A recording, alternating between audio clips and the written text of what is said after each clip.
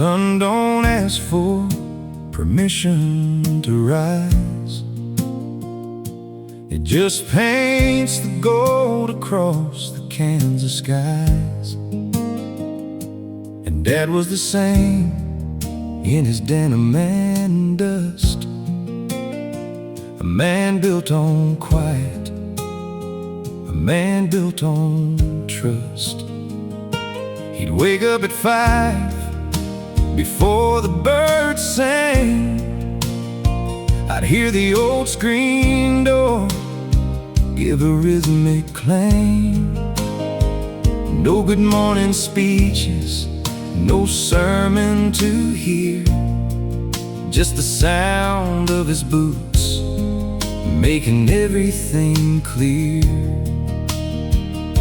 I watched from the porch as he fixed the north fence, wrestling with wire that didn't make sense. His knuckles were bleeding, his brow soaked in sweat, but I never heard him start complaining yet. He just wiped his hands on a rag stained with oil, then kneel for a second on the dry, thirsty soil. He wasn't just checking the depth of the grain, he was asking the Lord for a little more rain. 'Cause he was a man of 1,000 unspoken prayers, a heart that found God in the middle of cares. He didn't need thunder to make himself known. He planted the seeds that in silence have grown, a legacy written in callous and bone, teaching me more than a preacher has shown. Yeah, the loudest of lessons he ever did give were the quietest moments he chose to live.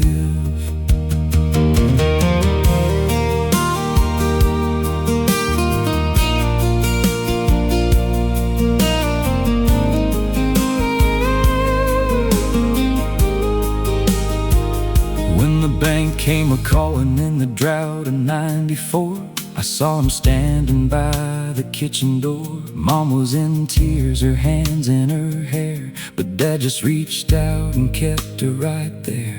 He didn't say, "Honey, it's gonna be fine." He just held her steady like an old mountain pine. Then he picked up his hat and he headed outside with a peace in his eyes that no money could buy.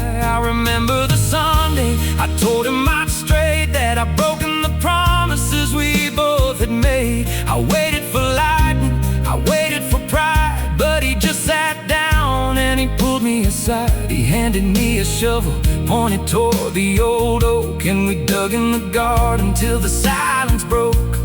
Not with a lecture, but a hand on my back, showing me grace when I felt I was black. 'Cause he was a man of 1,000 unspoken prayers, a heart that found God in the middle of cares.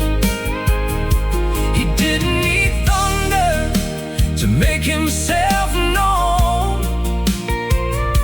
He planted the seeds that in silence have grown,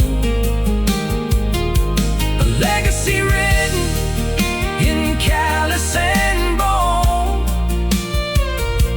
teaching me more than a preacher has shown. Yeah, the loudest of lessons he ever did give were the quietest moments he chose to live. Now his boots are in the hallway, covered in clay, and the house feels so quiet since he went away. But when I look at my son and I see how he stands, with the same honest fire and the same steady hands, I realize the silence wasn't empty at all. It was a fortress of faith, a spiritual wall. He didn't speak volumes, but his life was the book, and I'm finding the answers everywhere that I look.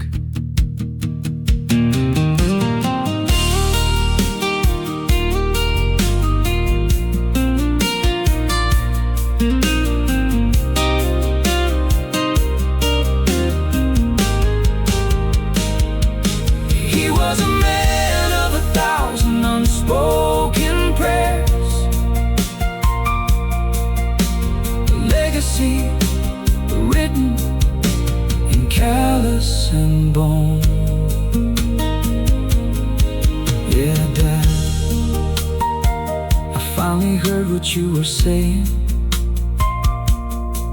In the silence, I heard it all.